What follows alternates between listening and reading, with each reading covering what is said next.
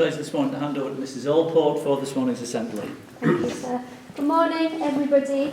I'm delighted to have some representation from Keswick Rotary Club. We've got the chairman, Graham Thompson, David Quainton and Paul Baumer, who have supported us again this year in our entrance into the National Rotary Youth Speaks competition. The winners, the rightful winners, are our Year 12 team who you see sat up on the stage, who will present their winning speech to you as good practice for their district entry in the first week of February. They go to Preston to present their speech with other schools from our northern district. We've also got our Year 10 team, who are our worthy runners-up, and at the end of the speech we'll have some presentations to congratulate them. So without further ado, I'll hand over to Bethan, our chair for this morning. Good morning, everybody, and thank you for coming to see our speech today. Because many of you will be unsure exactly what Youth Speaks is, I'll just outline all of our roles and what's going to happen today. So I'm the chairperson, Bethan Savage. Once I've finished introducing our speech, I'll then hand over to Michael Hewitt, who is our speaker, and then we'll hand on to Matthew Rowlinson, who is our vote of thanks. But to return to our topic today, which I'm sure you'll all be very interested to know, is a piece of psychology relevant to every one of you. We all know them, whether it's a friend, a co-worker, a relative, someone we just can't stand because they have an annoying personality.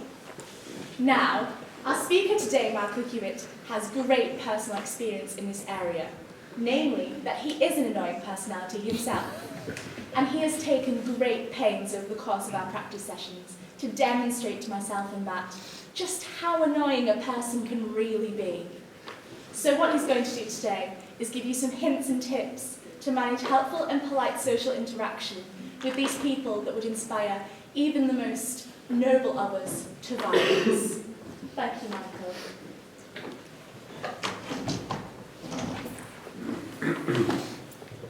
Thank you, Bethan, for that warm introduction.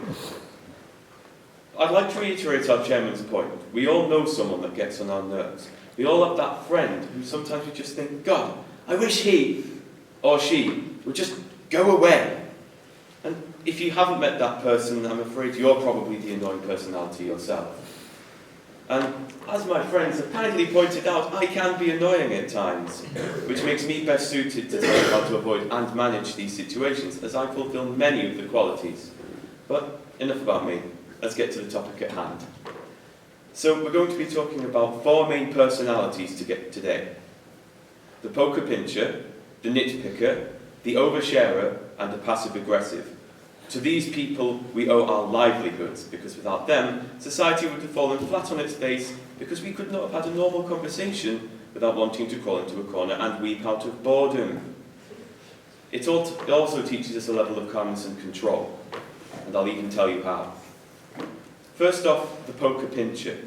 These people just want to grab your attention, show you something, or just generally provoke you. We normally associate this quality with younger children or siblings. As an example, you might be walking across the street and suddenly you're shoved from the side and they start whispering some gibberish that you'll never understand. Or you're in a zoo and, oh, your arm's in pain, a foreign insect has bitten you, it's the end. No, it is just your younger brother pinching your arm to point towards a line that you have already seen twice.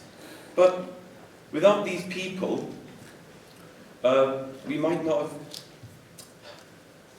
The worst of these people are the people who yank for a reaction. The parents may get mad at the older children after you make them scream at rage. However, it does develop a certain level of tolerance for them, because without these people we wouldn't have patient friends, as the older sibling is meant to be more sensible and stronger-willed.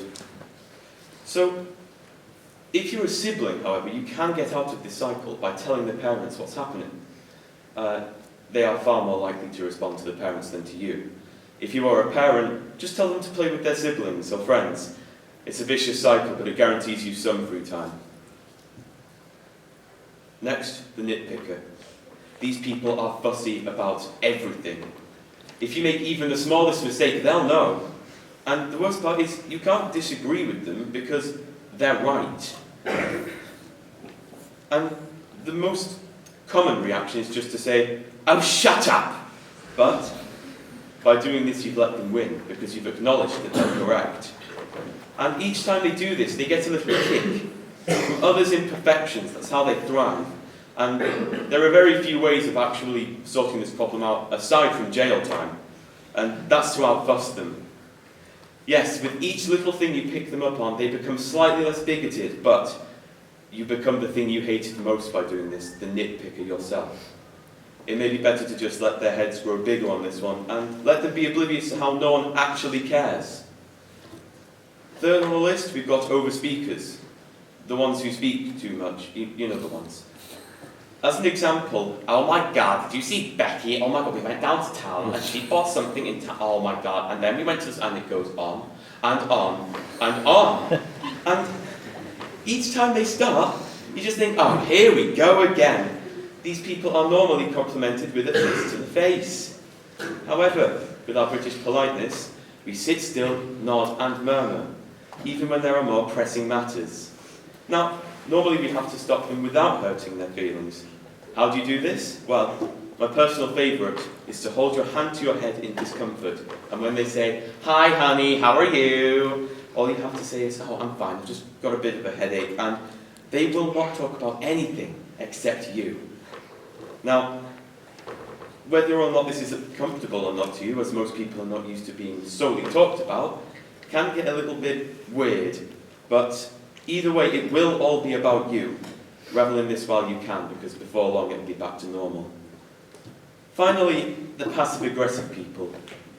Sly, snarky little comments dripping out of their mouth.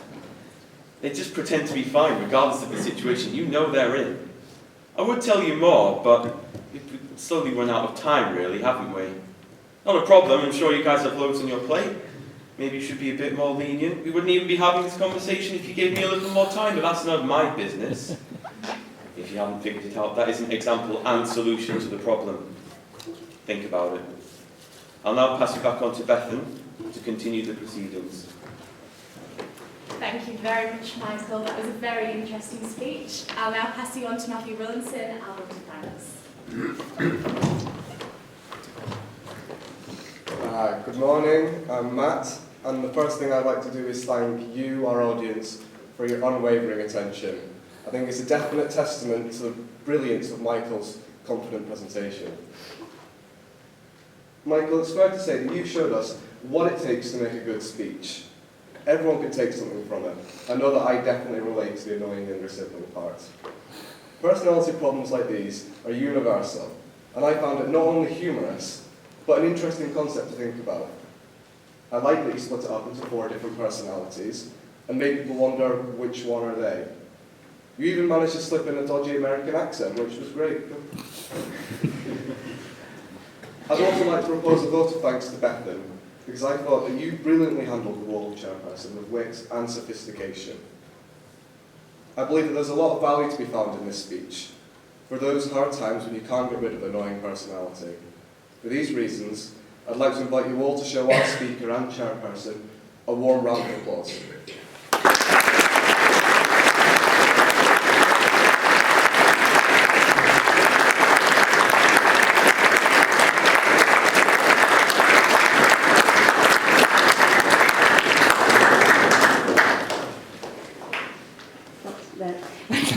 Thank you. Usually, Bethan would, in the main competition, just wrap things up at the end there, but that's okay. I'll do it. Thank you. I hope you enjoyed that this morning, and I think it was good practice for you to do it in front of a big audience now, Michael. Thank you. Yes, it was. So what we would like to do now is to award the certificates from the Rotary Club. So, yes, we've got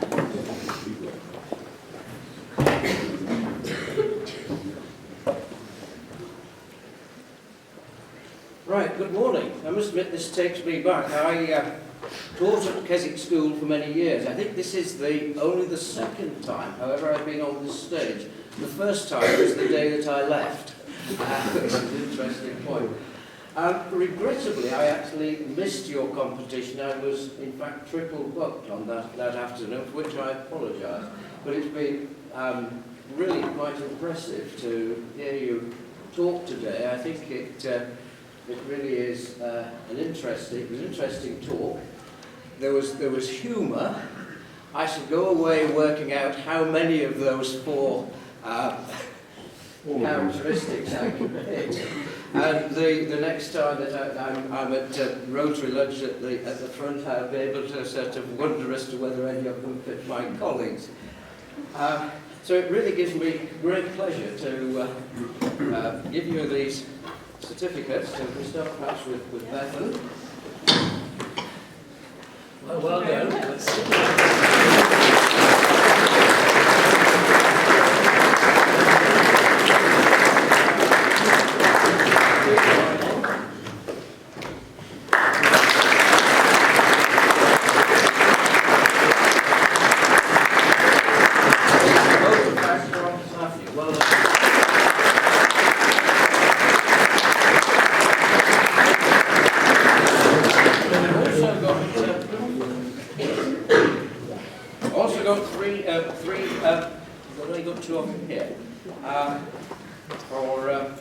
The runners-up in the competition. So we've got, I've got two young ladies, so you must be either Darcy or Emily.